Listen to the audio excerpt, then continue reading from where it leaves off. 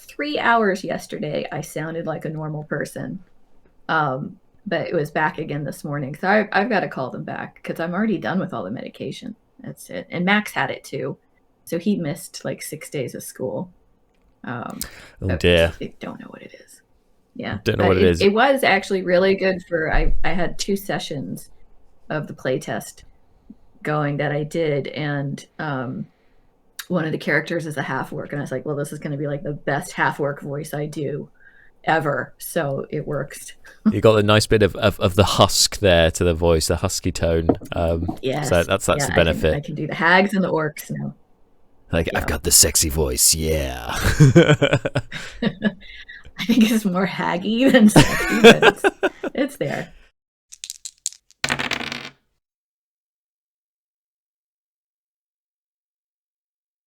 First of all, welcome to our fireside chat. Although there are no fires, but there is plenty of chat.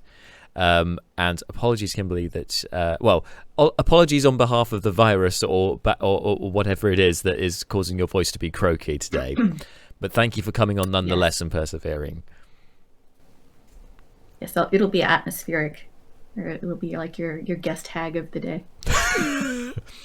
Tonight in a slice of dice, we talk to a hag.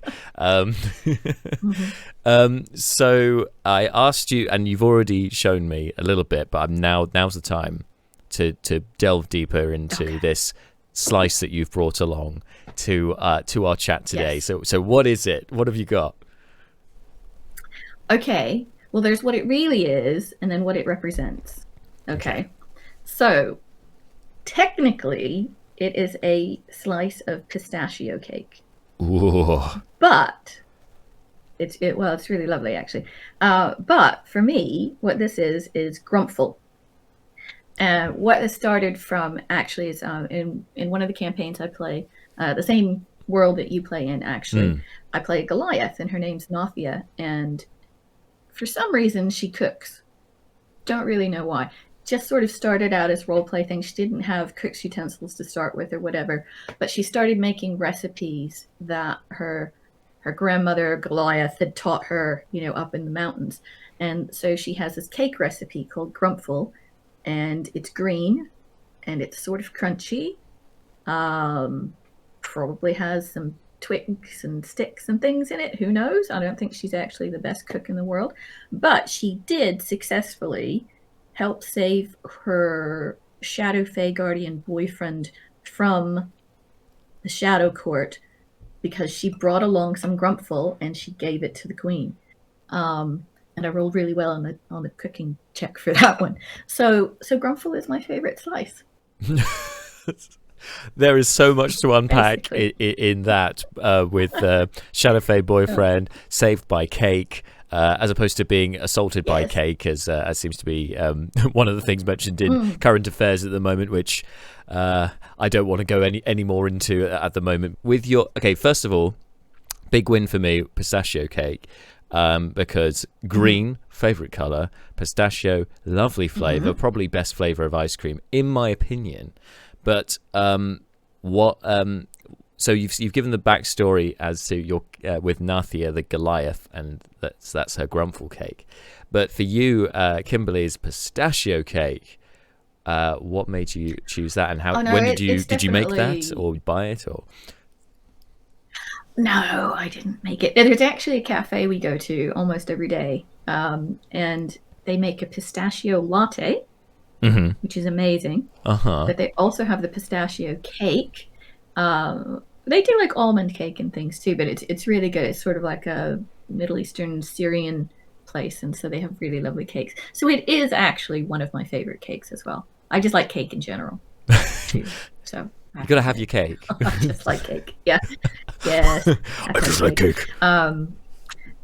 Yes, I do like cake, but pistachio cake is really good. So if you ever actually do come to Coventry and visit us, you should have some of the pistachio cake. No, thank you very much. It does look like Grumpfl because look, there's like crunchy. Yeah, that kind of brittly top to it. So, No, It's really it's nice. intriguing because But I've if it was, never come across it before. I've never come across pistachio cake before, but I suppose it makes sense. You got pecan cake, oh you've got, as you say, yeah, almond cake. So these are hmm that's probably not too yeah. far a stretch.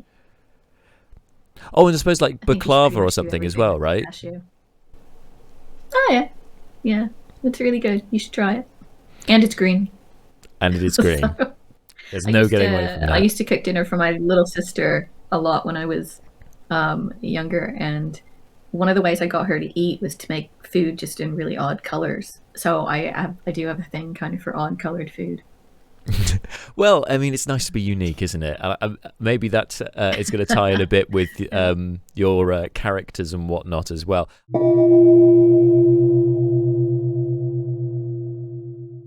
One of the hmm big things about talking to you, and why I was so excited to do this kind of, I say interview, but that feels far too formal. This is, I think, as much more an informal hmm kind of chat. But why I was really keen to talk to you, one, because we haven't actually spoken all that much. As we said, we've been passing ships, but so we know a lot of the same people. We haven't actually interacted so much ourselves. Just how the dice have landed, really. But hmm you, as well as being an avid gamer and well, nerd in quotation marks, and that's okay because I'm in that category too. That was definitely not a slur. But you're also a TTRPG creator as well. The first of which I've hmm had the opportunity to talk to. So this is definitely something that I look forward to hearing more and learning more about.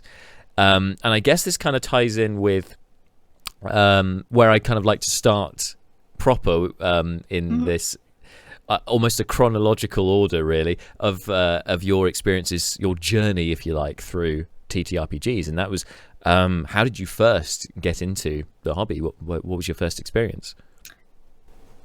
Uh, well, it's going to sound odd anyway, but the first two books that I wrote were actually for Wizards of the Coast. They Uh-huh. weren't D&D books, though. Those two, they briefly ventured into publishing young adult fiction. And this was, oh gosh, that book came out in 2008. So it's been a while. But so I wrote those two books for them. And it was the first one was called Sucks to Be Me. And it was actually about a girl that had to decide whether she was going to be a vampire or not. My husband calls it a vampire bat mitzvah story, basically, and it's funny. It's a silly story. So, at any rate, I had written those two books for them, and at the time they were still. It was before they had some big changes because of Hasbro and things. And they asked me if I was interested in writing a young adult novel featuring D&D, but not set in the D&D world. hmm And I'd always wanted to play. I just for some reason never had. I have no idea why, because it's like definitely a me thing. I'd known people that played when I was in high school, though back then it was before there were any editions. It was just D&D. hmm So they asked me, and I was like, okay, well, let me do some research, make sure it's something I can write about. And so I started attending the meetups in London, which is where I met Simon and a bunch of other people. So my very first character was in fourth edition, and it was a warlord.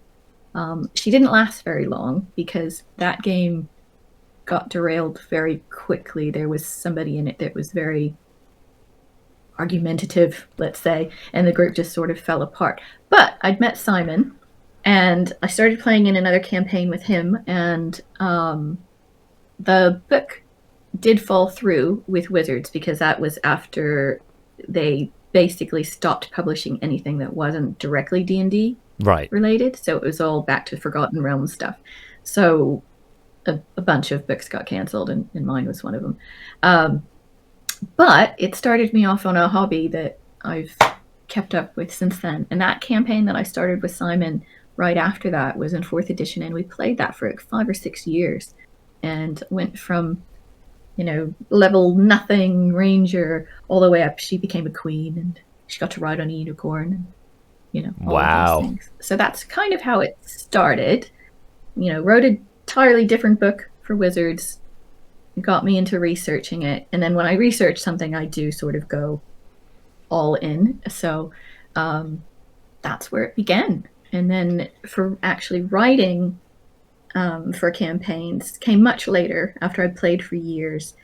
And another editor that I knew from an editor that I had worked with at Wizards, but had since left, contacted me out of the blue and asked if I was interested in writing something for a project they had going. It was for Outland Entertainment, and it was a tiny dungeon, which is not D&D. It's like another sort of simplified system they've done, and they had this thing called Hatchling Edition, which was specifically targeted for kids.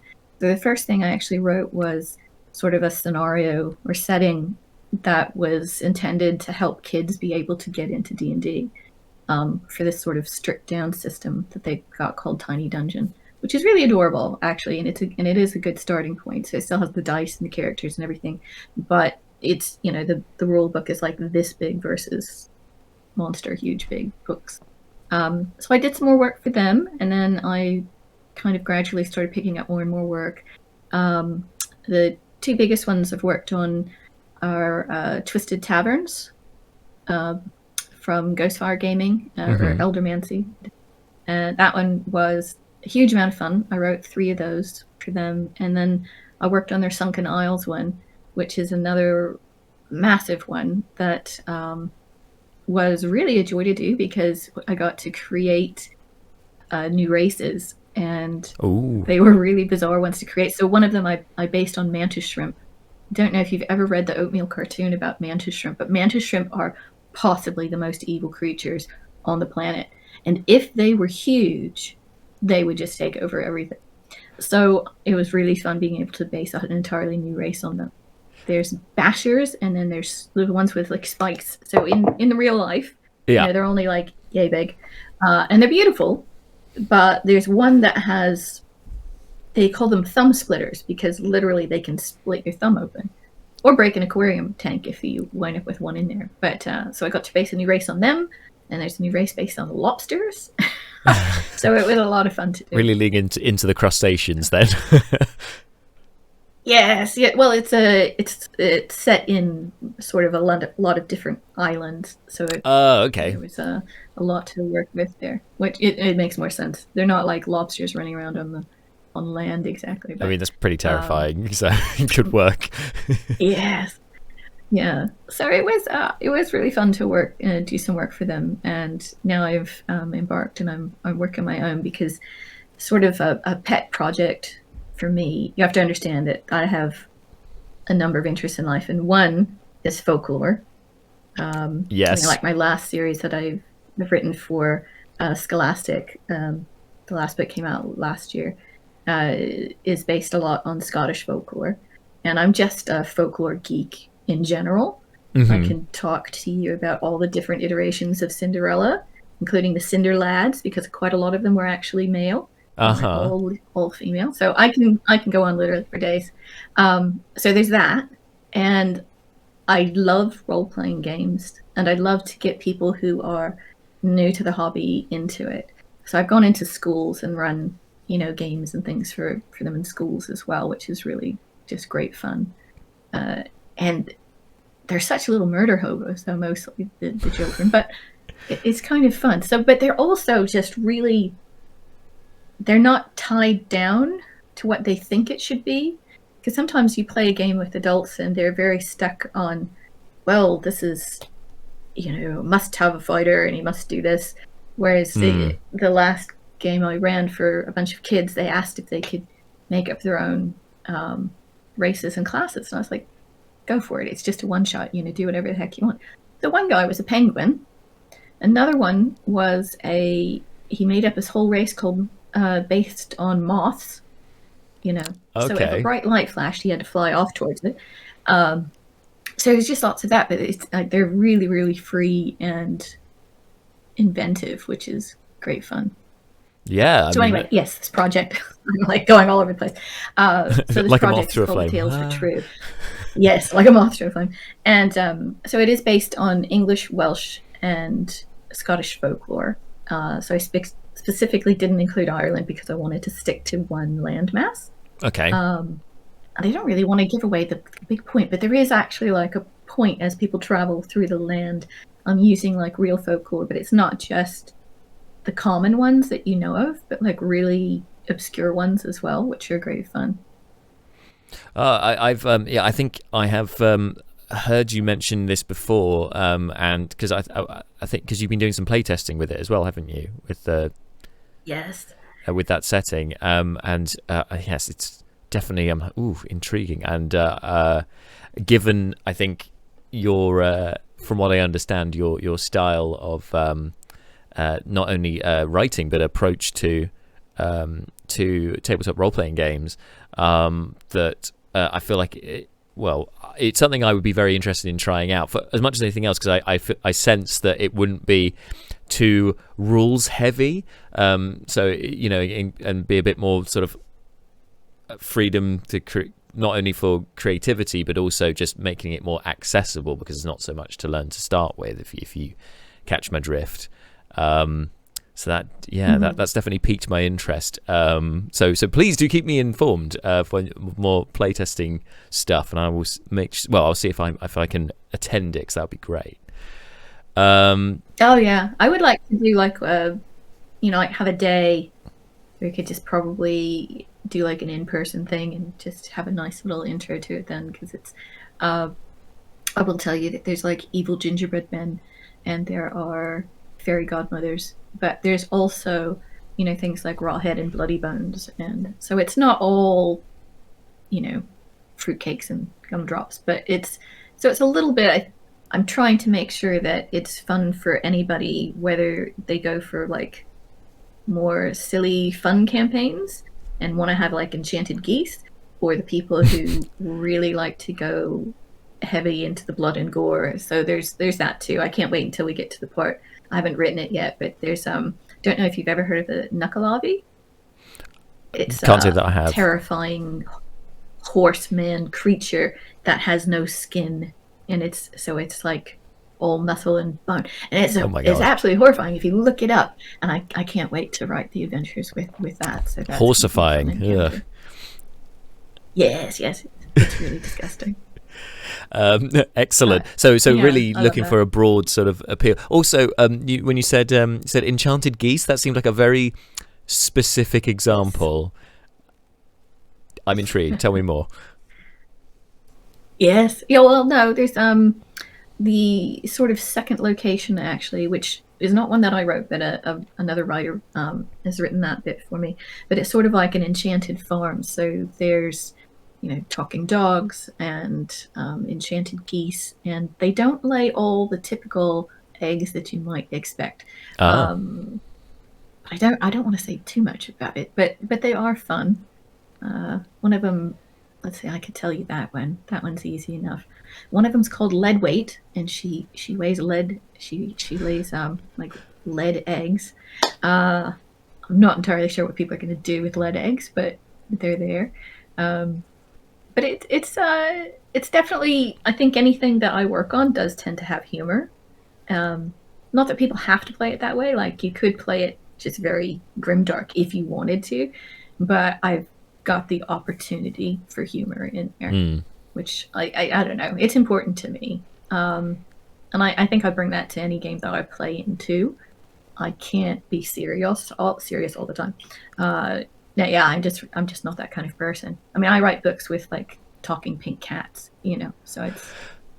No, I understand completely. I mean, humor is very much, I think, a part of me as well, that I can't seem to escape from. I think that not saying that I am funny, because I think when I try to be funny, it doesn't necessarily work, but sometimes you just exude humor from you, to the point that I've tried doing serious characters in TTRPG games.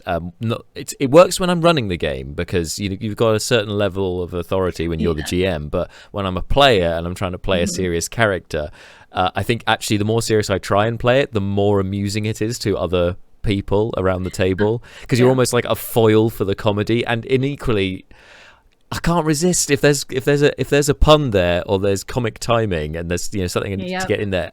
I'm probably going to put something in there. whether the character's meant to be a comedic character or not. I think you know, a bit of levity never hurt anyone, right? Unless you're in the Feywild, probably. I can't. I can't help it. Actually, it just happens. It's there. It's just organic. Yeah, but I think that makes for a fun game. I think if you're Totally. in a campaign where it's all serious all the time, it can actually be kind of stressful. You have to have moments, even if it's just something. I mean, I still remember a campaign from a couple of years ago. We had, you know, Philippe, who I think. Yes, yeah, I know Philippe. Yep. Before. Yes, so he was playing a dwarf called Dunstan, and somehow we were in this thing, and I think we were not far off from the battle with like Orcus, you know. So intense, big, heavy things are going on, and we get surrounded by a ring of fire, and so his first thought on how to put it out was, you know, he's a dwarf, he drinks a lot of beer, so he had to try and pee it out, you know. But it's moments like that. There's little bits of like humor. Oh, you know, I'll never forget that. I may not remember like the blow by blow of what happened when we actually battled Orcus, but I remember Dunstan trying to pee out the ring of fire. You know, I'll never forget that bit.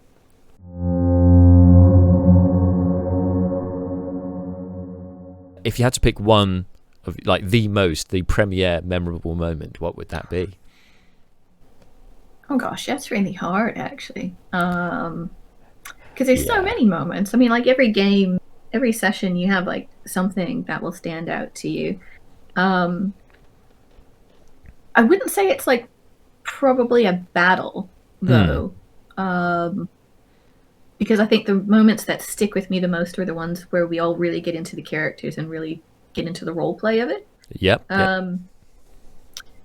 Oh, well, I mean, besides Dunstan peeing on the fire, there's I can think of one good battle moment, and it was in a game with my son Max, who was playing an Asmar, so he could fly. Oh yeah. At some point, and he had this like amazing thing. We were in, I think we were in the Feywild actually, and there's this weird tournament thing going on and all of this stuff, and he winds up flying and like looping the loop, and there's a dragon and like all kinds of crazy things. So I mean, that's definitely kind of one. I think it was just it had that like really good cinematic moment. Yeah. So that kind of stuck with me. But most things, there was a time when my one character got married and Simon tried to turn it into a little bit of a red wedding type of thing. So I do remember that one too. Oh, what?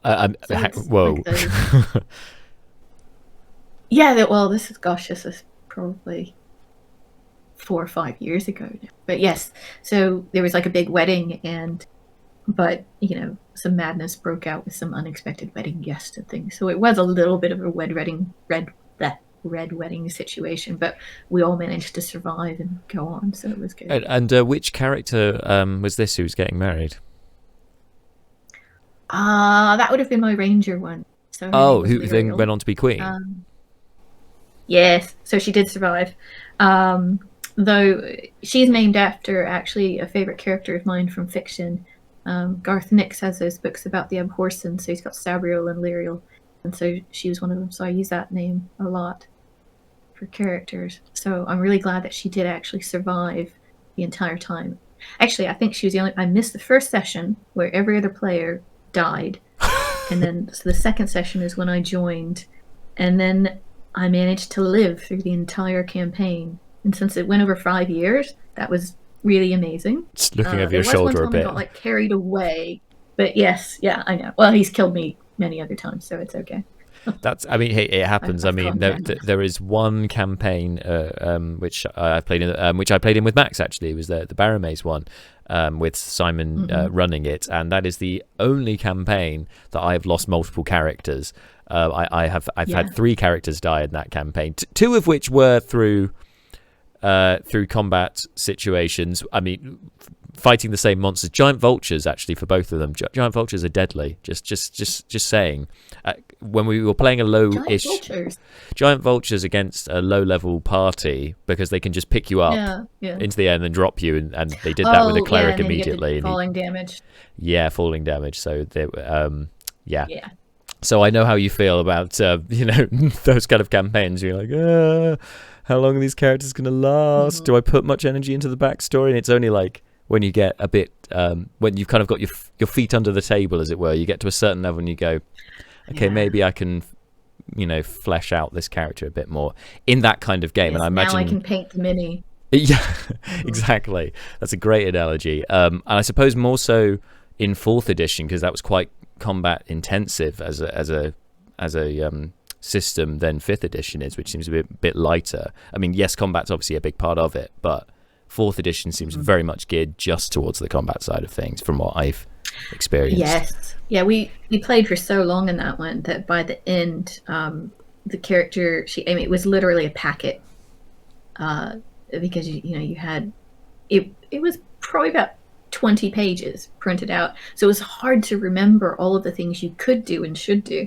So that is one thing I do like about 5th edition and some of the other games that are a lot more stripped down, is that you might have 4 or 5 sheets once you're higher level, but that's so much more manageable than having it's literally like a pamphlet when you were in 4th edition.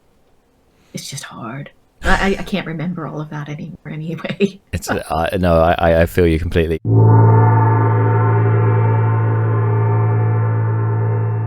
What is your favorite character concept that you've yet been able to try at a table? Oh, that I've not tried? Yes, that you've not tried, not yet been able to try at a table. That I've not tried. Weirdly, I've actually never... I don't really play magic users very often, which is odd because I love magic. Because I played a ranger for a really long time. I played a cleric. Currently playing a Goliath fighter. I've been a rogue, but I tend to die then because I don't make a thief. And things. So I think I would really love to play an insane wild magic sorcerer. Because I love the whole idea of wild magic too, where things just sort of happen sometimes. And the crazier the better. Not that I want to turn into a houseplant, because I know that's one of the options on the wild magic table, but I would like just the random effects of things. I like that. I 100% agree. I have not played one. That's what I would want to do.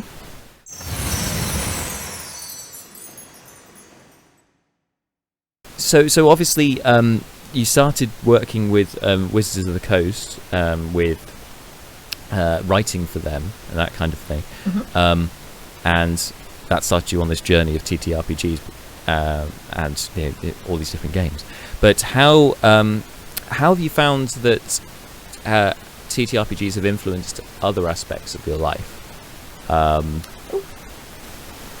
Well, a lot, I imagine. I mean, even from the social aspect, basically I have my writer friends and I have my role-playing game friends, and so it impacts you so much in that way, and it's people that you can be kind of crazy and free with, because I don't have a normal job anyway. I did I worked for IBM and AT&T Labs and had a very, desk job type of thing.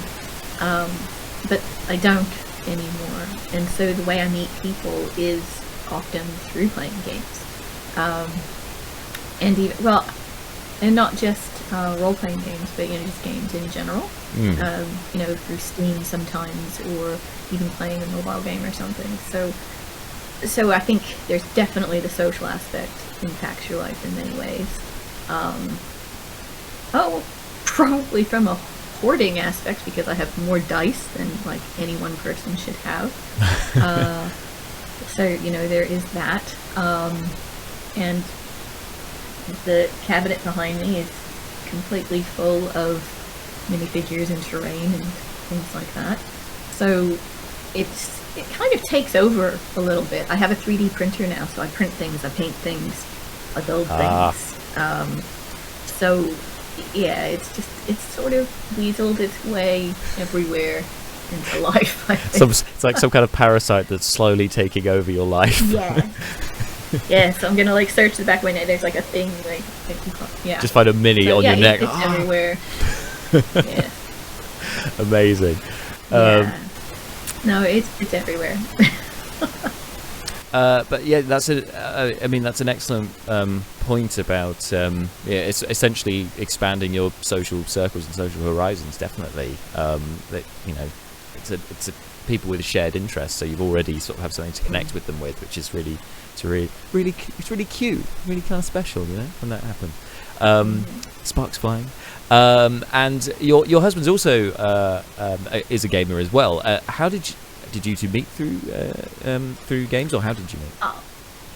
No, we met at uni. Literally, we lived in the same dorm building. Mm-hmm. And so yes, we've been together since we were 18, which is mad. Oh no, that's hecking cute. Yeah, it's been a really long time. So he actually didn't play for years. So I was playing. I would go to the counting house by bank, and we would play, with that one meetup group for a long time. And he wasn't playing, but he was, doing his very financy, computery jobs and being very serious all the time. And I finally talked him into starting to play once we got to 5th edition. Right. He's never tried 4th edition. So he had tried back in the 80s, basically. He played then.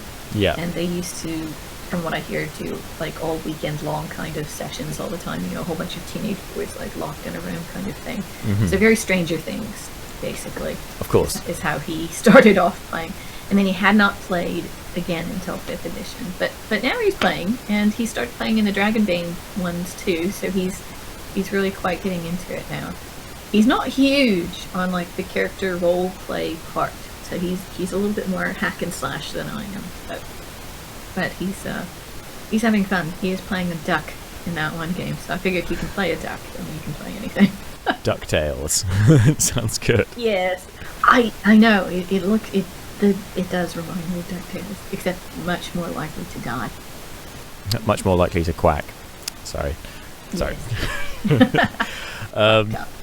Yeah, well, it happens.